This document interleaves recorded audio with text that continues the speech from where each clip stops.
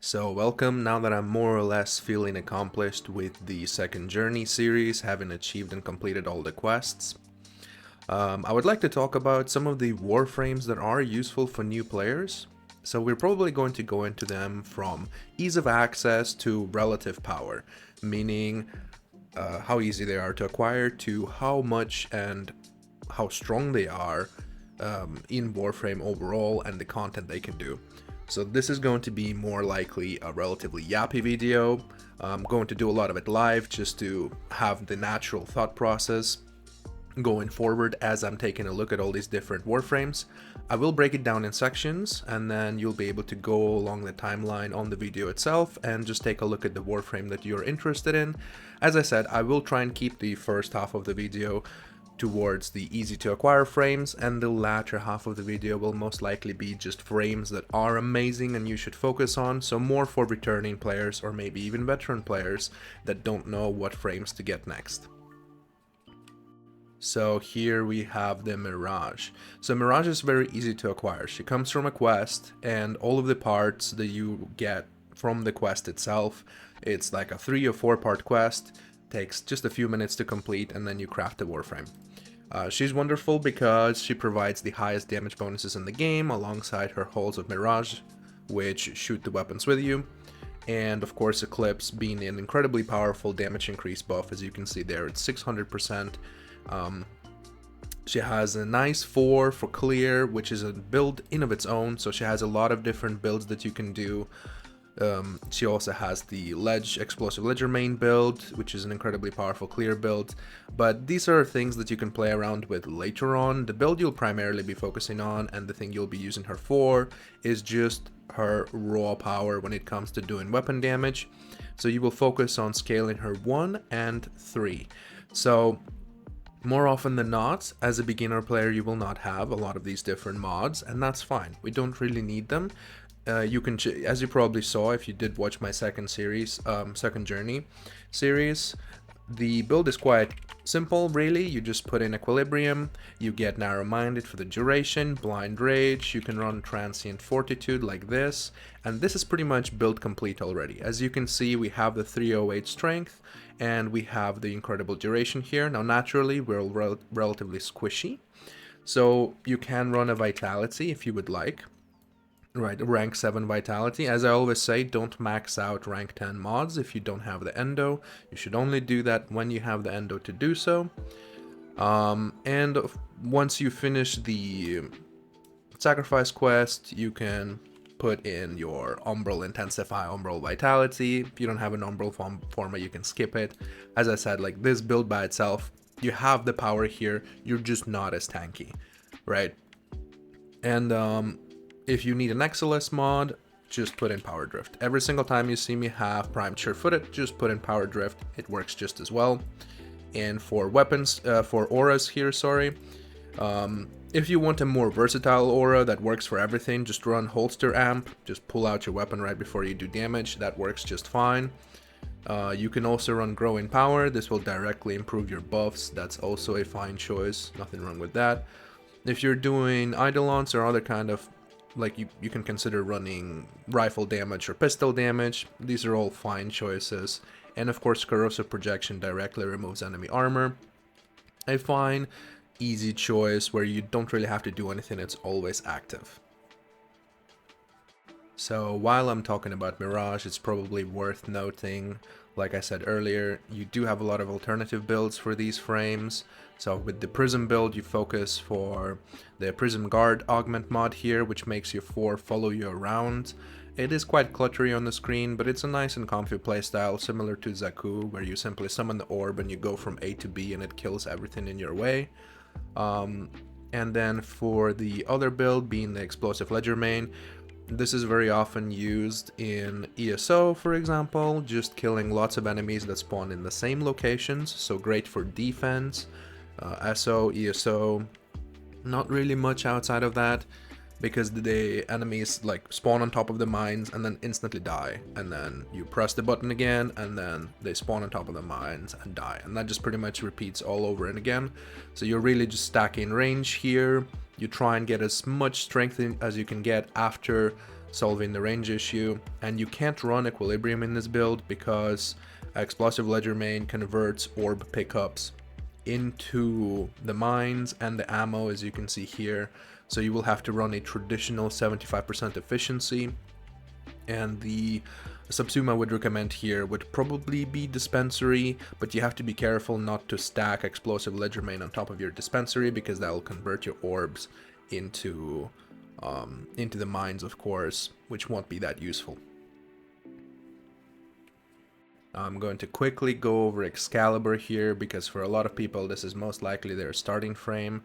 The only real build that Excalibur has that scales well into the end game would most likely be the Chromatic Blade build, which makes it so TS4 gains a lot of status chance.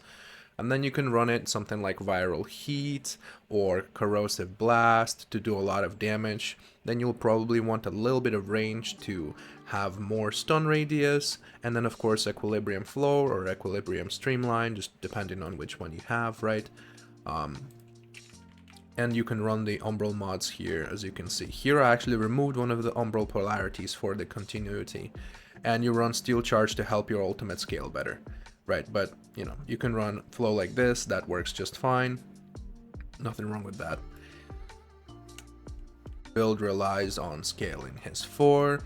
This is what my 4 looks like, so I'm running Viral Heat. Generally speaking, the only thing you need to be aware of is you want to have your heat higher than your secondary element.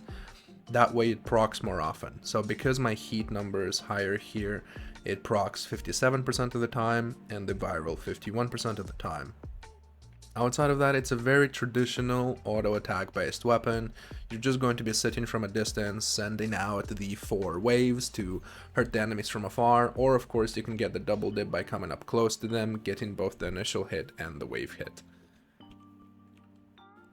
Here we have the mag. If you watched the recent video, this build should be familiar to you. This is the magnetized discharge build that I also used in my second journey series. It's a very powerful build that scales well into the end game. Mag comes of course with Polarize, which makes her relatively tanky by herself due to the shield gate playstyle, allowing us to skip all and any defensive mods. Every single time our shield breaks, we just Polarize. It's a very easy playstyle. If you prefer a more crowd control oriented playstyle, then you do have the Disarm build, which focuses on the Counter Pulse and the Fracturing Crush. Counter Pulse disables enemies' weapons and robotics. So you can press this, and with duration and range, this crowd controls a rather large area of enemies. So you'll want to focus on range, and then any leftover strength to help you clear through Fracturing Crush, removing their armor. Of course, for energy sustain, you will run a traditional Equilibrium Flow or just Equilibrium or Streamline, just whatever you have access to, but it's pretty much going to be Equilibrium plus Streamline or Flow. The general build logic is of course to have the Magnetized Discharge. We run Fleeting Expertise 4 and Transient Fortitude 7 to get 4 seconds on our explosion. So that means that we put it up and after 4 seconds it explodes. That's just enough damage for us to fire our weapon. And then we just do range and try and offset the overextend with some kind of strength. This could be, like, I guess you could max out, well, you'd have to be careful with the negative duration here. So careful with how you combine your strength. Make sure not to go under 2 seconds on Magnetize, so you will never be able to fire anything into Magnetize before it detonates. And of course this here is just, this could be anything really, but more strength doesn't hurt in this build, since we're amplifying our damage for the explosion. And yeah, the efficiency and equilibrium sustain the energy just fine. If you want to improve that, if you don't feel like there's enough energy in this build, you could put in a Tau Forged blue shard with extra maximum energy. That would help you quite a bit. It's 75 max energy, I believe. So can recommend that. The most important Archon shard for this build, since we're already talking about that, is the yellow shard for casting speed. This puts up the Magnetize much faster, therefore there's less downtime between you putting up the Magnetize and shooting the arrow into it or whatever weapon it is that you're using. So the last starting frame here would be Volt. For Volt, you will want to focus on a range build. Your defensive mod will be Capacitance. This will convert any extra damage from your discharge into shields. So very similar to the mag, where we don't really care about defensive mods because we have something in our build that helps us overcome that challenge. Then we will simply run as much range as possible. The way his 4 works is that every single enemy it hits becomes a electric conduit and then chains electricity between each other. So you want to affect as many enemies as possible. That's how you scale the damage. And to that extent, we're going to run well, as much range as possible, and then some duration, right? So here I run continuity. This gives me 8.1 second duration on the conduit effect. That means that I have to recast this ultimate every 8 seconds, right? If I had less range, I'd have to spam it more often, but with what I have here, you could run a flow, by the way. You don't need to have streamline.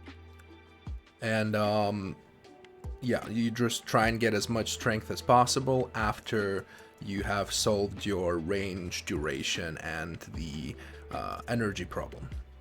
The other builds that he has would be the traditional speed build, which focuses on the shock trooper. So this allows you to move fast, increases your damage overall. You can put a Nourish subsume into it. This is a great option here, and you just run through the mission, you shoot things. Very simple. The variation of that would be for Eidolons here. As you can see, these are very similar. These are actually identical for me here, so I don't really... Well, they aren't identical because of the arcanes. I use Arcane Momentum because I use Avectus, and of course the Aura mod being Sniper Rifle damage, since, like I said, I use Avectus. So yeah, this build is pretty much good both for Eidolons and the traditional speed clear build. So since I was talking about Eidolons, it's good to mention the Trinity. So Trinity build is very simple, right? We try and get as much strength as possible while also having good efficiency to spam our 4. This is both a good solo build and party build. I'm running Smite Infusion here. You can also run Shock Trooper from Vault, but whether it's Oberon or Vault, it doesn't really matter. It achieves the same thing, right? It just gives you extra damage for your weapon to help you break limbs faster, and then your only job inside the Eidolon itself, the Eidolon clear itself in the party, is to just press your 4 to give the healing and the damage reduction effect to the lures. Outside of that, you should just focus on getting lures and shooting the limbs. Of course, here I'm running the Sniper Rifle Aura mod with Arcane Momentum. As previously said, I use Avectus for my Eidolon runs. Yeah, so I'm lacking a mod slot. It doesn't really matter. Like I said, this build is pretty much complete at this point. You could, of course, mod it further by putting in an Umbral Polarity and getting even more strength in here through something like Transient Fortitude. And well, I guess you could max out your Transient Fortitude and then maybe use Secrets or Intensify, something like that. So it's now worthwhile to talk about Nova, since she can be acquired quite early in the game. So with Nova, she's a very powerful support utility frame that focuses on either crowd controlling enemies or speeding them up towards your objective, which is useful both in defense and survival.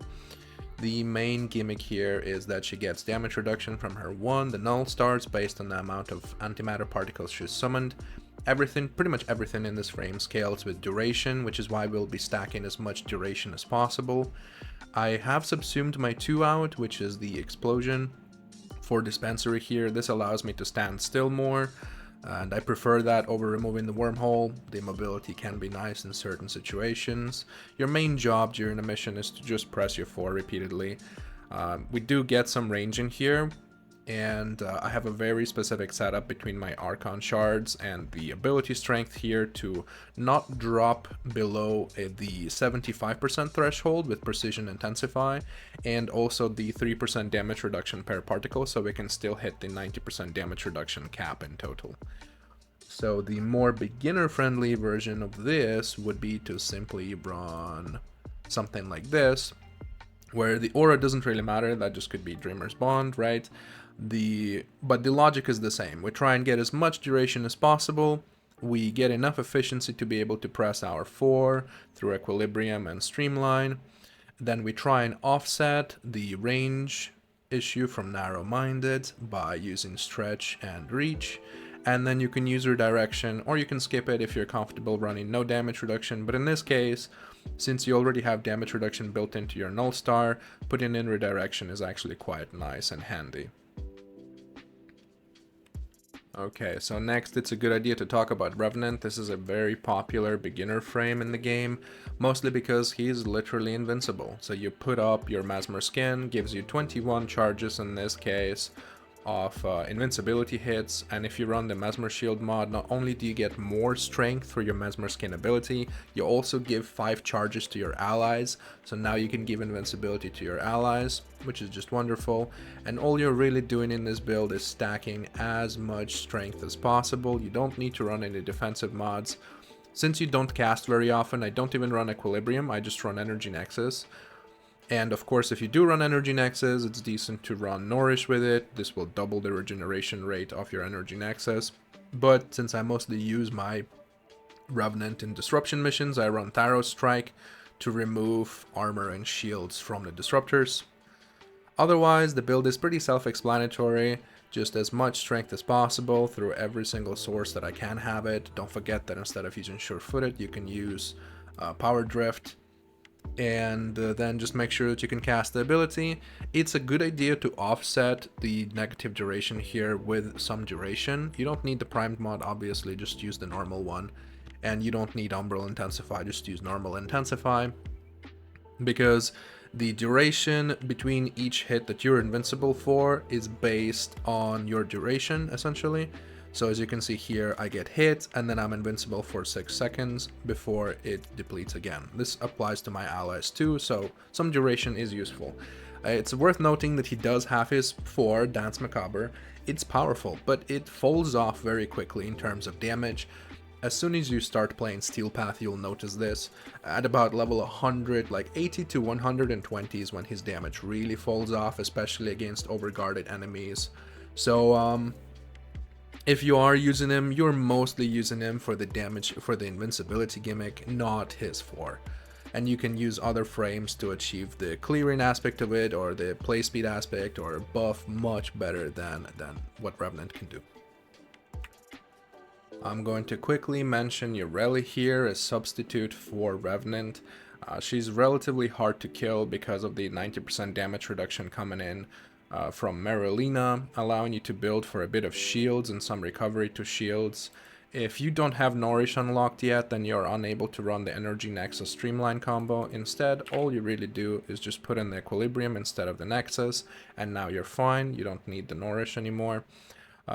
This is just something I prefer because this is passive energy income versus here you actually have to pick up orbs.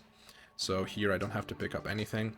Outside of that, all I really try and do is reach 300% damage vulnerability on my 1. And of course her passive is incredibly powerful.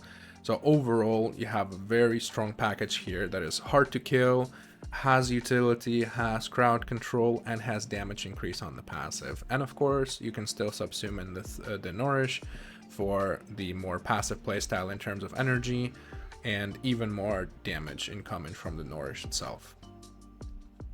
So here we have the Nyx.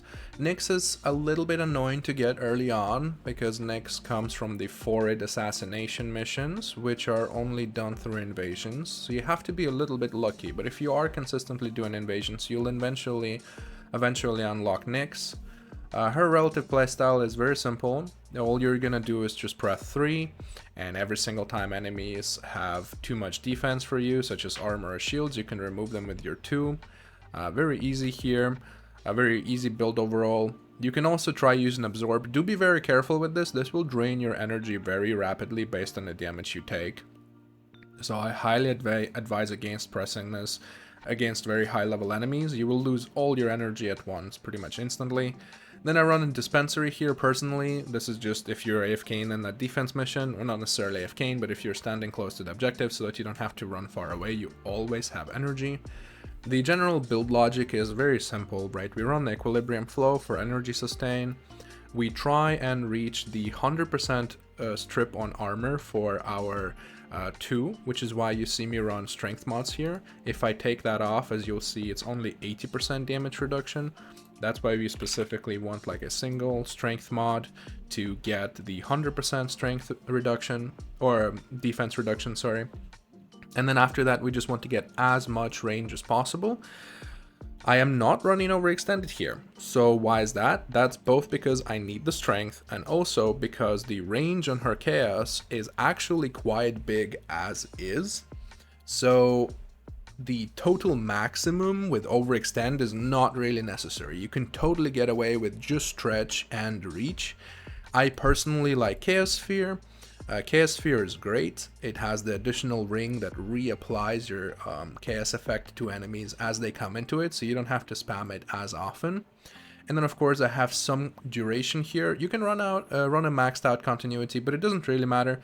Generally speaking, you have 35 seconds on your chaos here, and that's more than enough, right? Both for dispensary and chaos. So that's why I don't run a maxed out one. And of course, as usual, power drift instead of sure-footed, if that's your thing.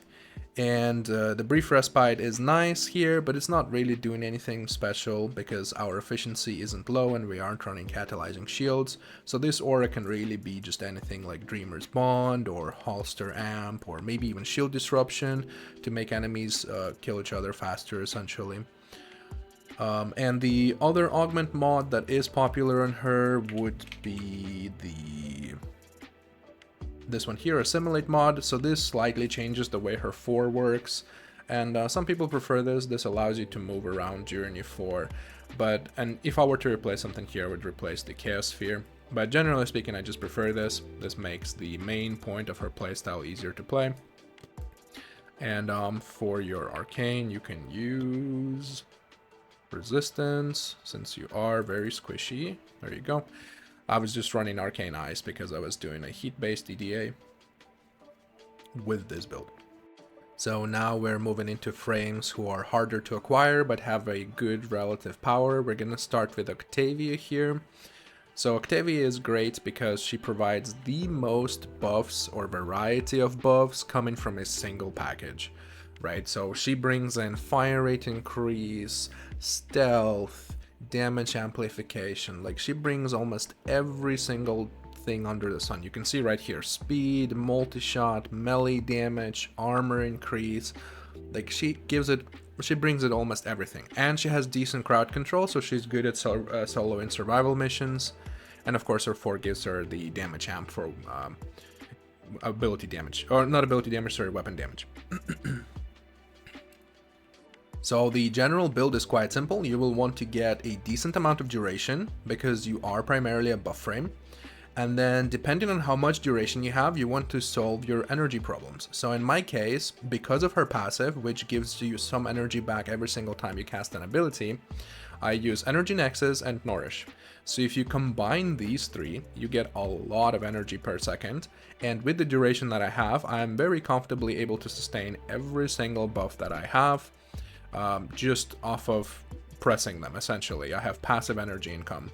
Of course, as noted with the other builds, you can run an equilibrium instead. This will require you to pick up energy orbs and health orbs in order to sustain your energy, and is a viable option. If you choose this route, I of course recommend Dispensary, Subsume coming in from Protea. That will allow you to stand still more often. Otherwise, we will want some range. And this is mostly due to the mallet and just your auras in general, right? Your amp area. You don't need too much range in this because mallet range doubles with your 4. And generally speaking, whenever you use Octavia, you want your allies to be relatively close to you, so they're not going to be like a few rooms away anyway. And then after that, we want as much range as we can get once we've solved those issues. So here I'm able to offset the narrow-minded with just a stretch and a reach. I get 227 duration and 254 strength. This makes my buffs relatively powerful. As you can see here, my 4 gives 5 times damage multiplier, and I get a 76% increase in all the different buffs.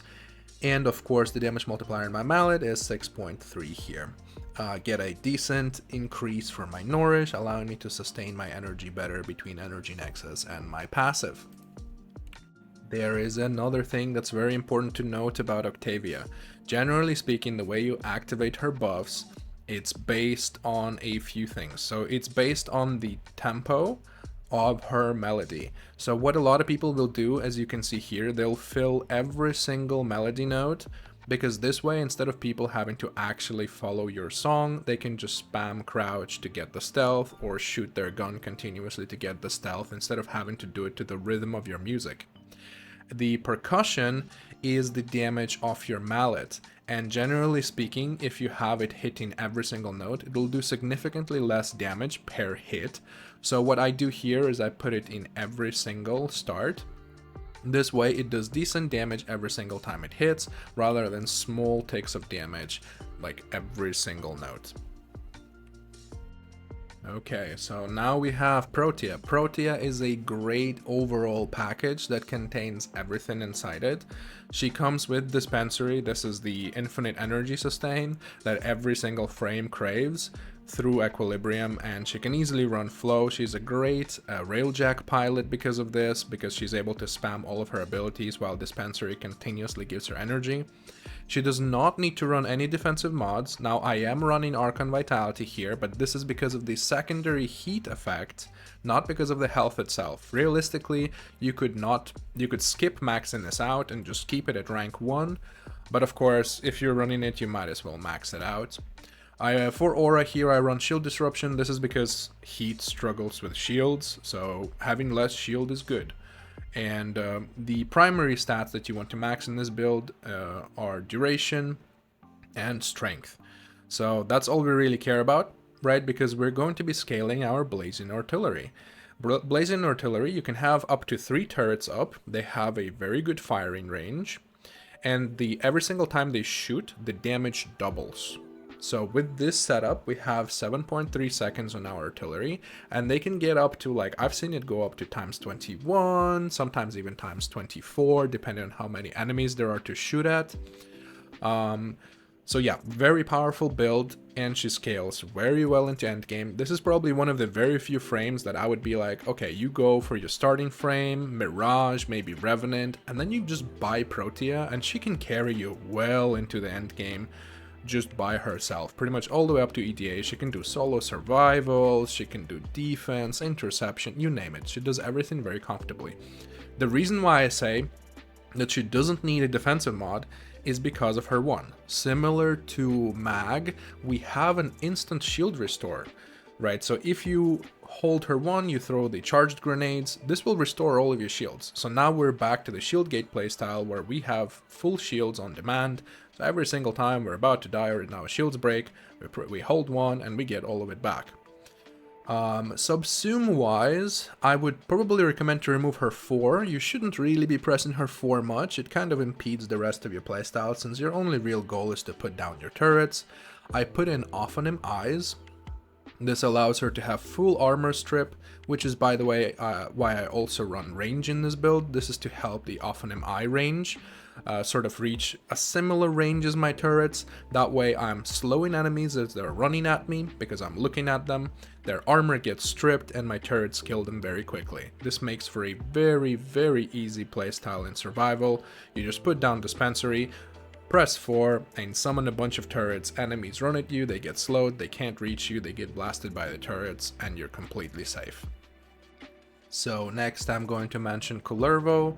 Kullervo is not all too difficult to acquire. You should be acquiring him when you're farming for your incarnations in the Duviri. Whenever you're doing that, just make sure to do the arena and you'll eventually get Kullervo. So as for the actual build and play style, as you can see here, I'm missing my last mod, but that's fine. I just need an Umbral polarity here in one of these. The one I'm missing, of course, being flow, right? So not all too important. Realistically, the build works by itself. If I were to run the flow, then I would replace the Transient Fortitude with Blind Rage, like so, and then the extra energy would allow me to run the Blind Rage, obviously. But right now I'm running Transient Fortitude instead, so I'm not quite meeting the 200% strength, and I'll explain what that does in a second. So the way you generally want to build this is you are playing around your 3. So you will want some range. As you can see here, I get some range to improve the range of my 3 because this links enemies together and makes them share damage. So this is why we want the strength as well. So as you can see here, the damage redirection is based on the amount of strength you have. So if I had the Blind Rage, I'd be over 100%, but right now I'm at 97. And all you really care about is to reach that 100%. The other thing that strength affects is the critical chance that you get for your 1, right? So here I get 390. If I had the other one, I'd be like 420, something like that. So it's important, but this already gives so much crit and makes most builds red crits that it doesn't really matter. I would not even bother with I wouldn't think about it too much, because no matter how much strength you give this build just to meet the requirement for your 3, this will give more than enough. The rest of the build, so if you're going to subsume something, you can subsume the 4, because the 2 gives you overguard, which can be nice, right, as you're just casually playing around. This just gives you extra buffer to your health bar. The main gimmick that I am doing here, though, is the holster mods. So as you press your 1, you will teleport to an enemy, you'll pull out your melee weapon, and you'll do a heavy attack. You're naturally, most of the time, going to play with your guns, though. So since you have your guns out and then you press your 1, you will holster to your melee weapon, and it will trigger both Vigorous Swap and Holster Amp, doing absolutely ridiculous damage with your melee weapon. And of course, after the fact, the game will swap you back to the weapon you're holding, which most likely your primary or secondary, right? Then this will proc again. So you will constantly have both of these active, and you will do increased damage. As for arcanes, I run Arcane Fury here, since most of the really powerful damage you'll be doing is done with your melee weapon. And I run Arcane Grace because this is a health-based frame. Okay, so next it's worthwhile to talk about the Banshee. Banshee being probably one of the strongest weapon damage supports because of the absolutely ridiculous numbers that her 2 gives, especially when fully maxed out with augments, and you can probably squeeze in more strength here, probably at the detriment of your own health, because the only thing you can really replace here is catalyzing shields for something like Transient Fortitude, which you can play around with if you really feel like you need that much damage. But I feel like in general, if you reach the 10x multiplier and then you still have to do the Molt Augment, this is more than enough damage. The Subsume I use here is Fire Blast. This is a great way. It scales with the rest of her build, with the range she's using, right? This just helps you remove armor. This way, not only does she increase damage to enemies, she also strips their armor. The rest of the things you can pretty much ignore. Silence can give you like a nice little crowd control, because whenever you use it, enemies lose their hearing and they pop their ears and they sort of like hold them. That's like a nice 2-second stun. So if you're in serious trouble, you can press silence, but generally speaking, I wouldn't bother too much with it. This is like a separate playstyle in of its own, with like Savage Silence kind of thing, where you finish enemies with melee weapons. And her 4 has been nerfed significantly and is not all too strong anymore, so I wouldn't really even touch this button. And you could probably subsume this or her 1. In this case, I just chose her 1. So the main playstyle focuses on getting a decent amount of range for her 2. Her 2 already has a lot of range, as you can see here, just with 175 range. We're at 61.2 meters. That's like 2 rooms ahead of wherever you are usually. We use Resonance. This helps us re-proc our sonar, because you can apply sonar multiple times to the same enemy and onto the same weak point, doing absolutely ridiculous damage. Then we want to get a like 200% strength just to reach the 10x multiplier. But the more strength you can get in this build, the better, obviously. We want some duration, not too much, so I run a single continuity here. This is for sonar, and well, Fire Blast doesn't really matter. This is primarily just to get the extra duration on the sonar. You could look to skip this, right? Like you could skip this and then run Transient Fortitude, right? This will force you to spam your 2 more often though, so do keep that in mind, right? So that's why I don't do it here. I just want to like apply it and stack as many as possible in every enemy. Then you run Equilibrium Flow. This is just your energy sustain and pretty much mandatory in this build.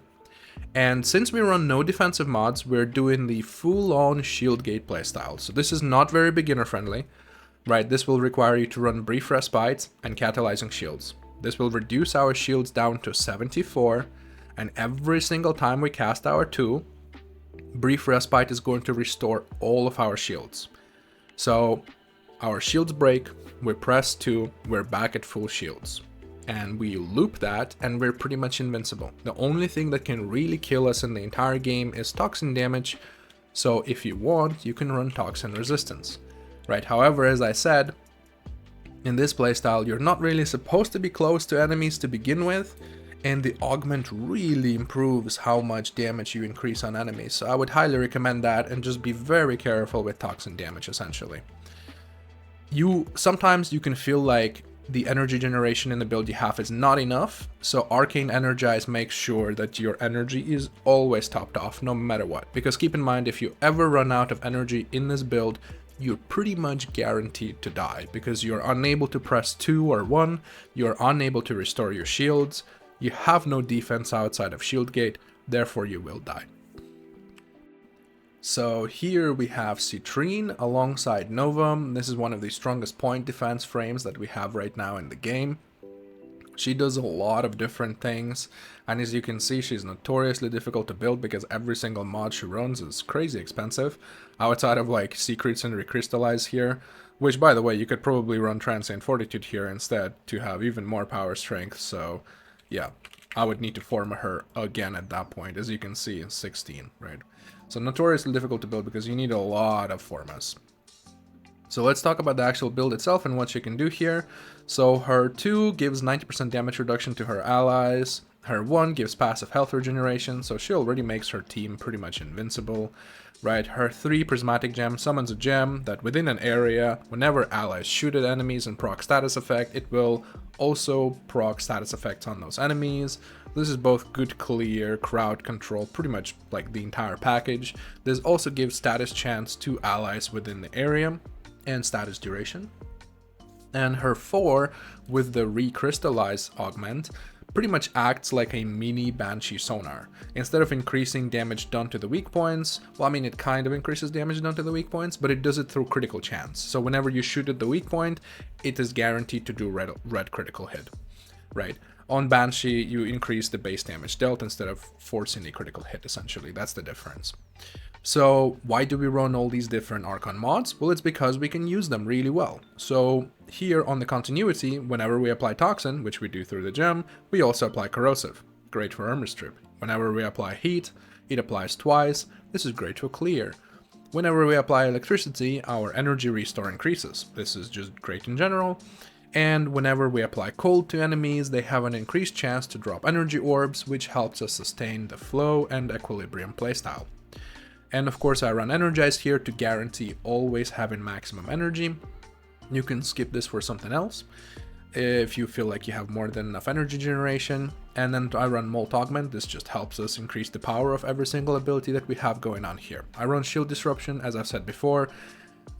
Ability damage and status damage really sucks against shields, except magnetic, but we have no magnetic in this build, so Shield Disruption is nice.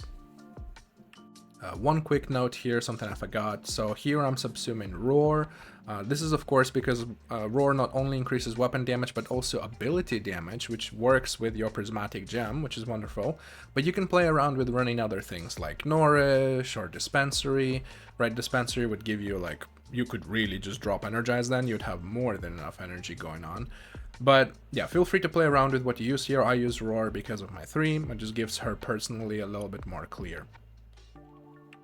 Oh, the other frame I'm going to mention is Xaku, and this is probably going to be the last frame I mention. There are plenty of amazing and wonderful frames besides this, but for the sake of the video I want to mention stuff that is either easy to acquire or stuff that is worthwhile for you acquiring now and you'll stick with until all the way into the absolute end game. So the Xaku is definitely one of those. And his build does not have to be full shield gate. As you can see here, I'm running Brief Respite. You can definitely drop that for a more traditional build, which I can probably show in a second. I'll probably edit this page here for that sake. So what do we do here on Xaku? Well, on Xaku, we want to max out our range, because the more range we have, the more guns we can pull with his 2. The entire playstyle here is to pull guns, and they will passively shoot things around him. Additionally, his 4, on the explosion when his 4 detonates, as you can see here in the little clip, that explosion destroys containers.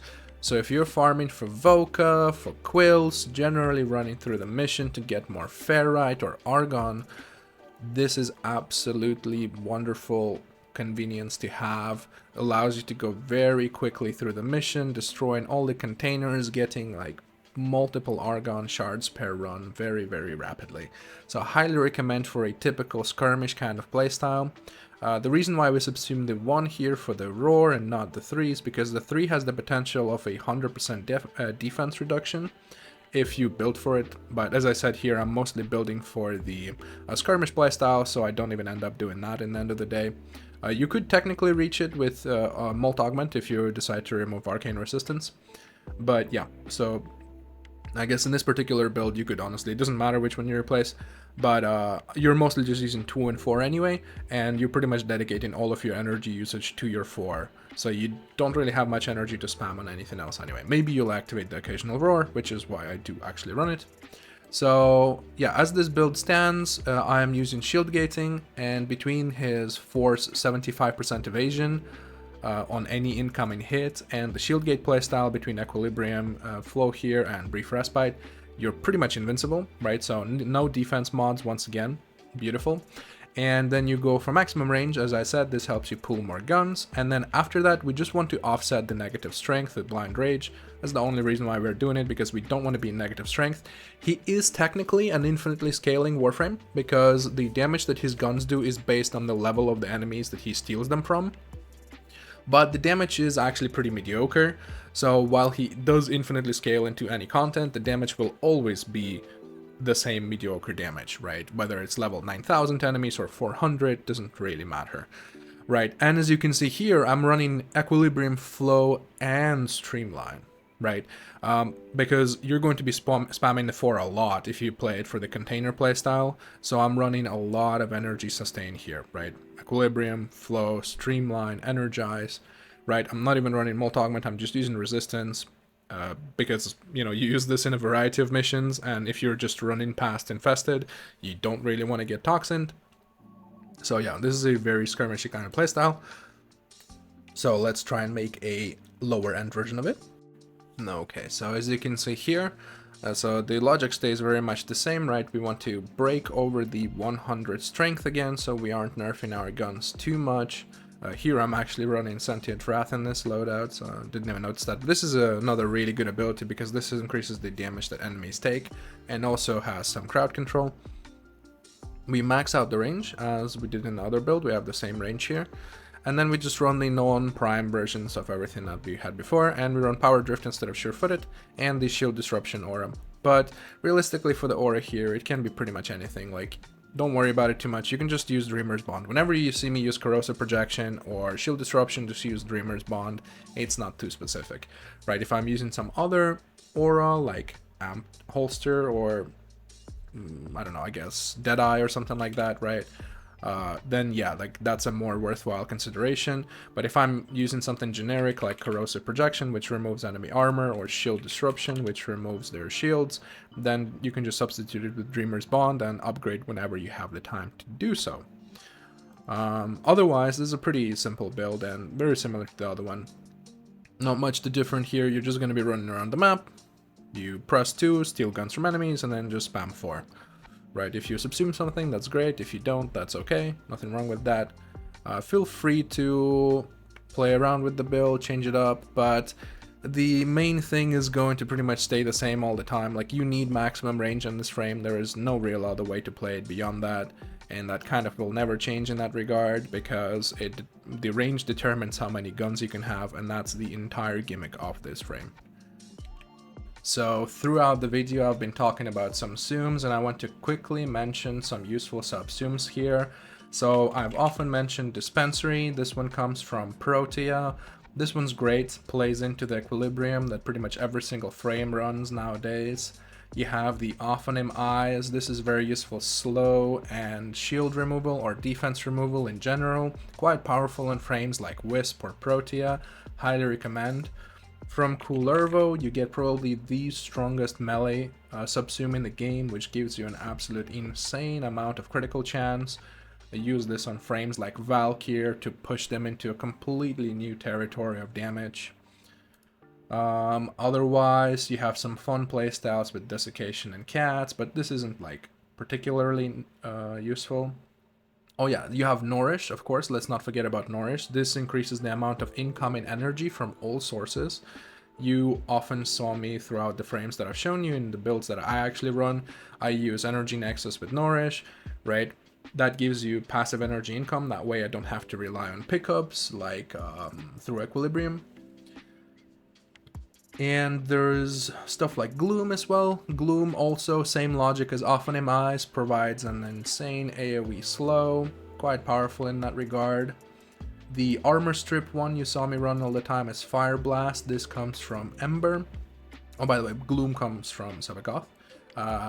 Fire Blast comes from Ember. This strips enemy armor, 2 casts, and you've stripped the entire room of armor. So if you have any frame that runs a little bit of strength and range, this is good to use. This does not rely on duration. This is just pretty much range.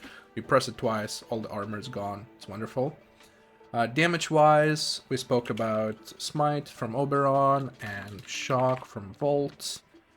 You also have Eclipse from Mirage. Right, so this is all weapon damage. If you're looking for ability damage, you have Roar from a Rhino. That one's very useful. And otherwise, feel free to check them out. There's a lot of really cool options here that you can play around with, depending on what it is that you're looking for or what problem you're looking to solve in your frame.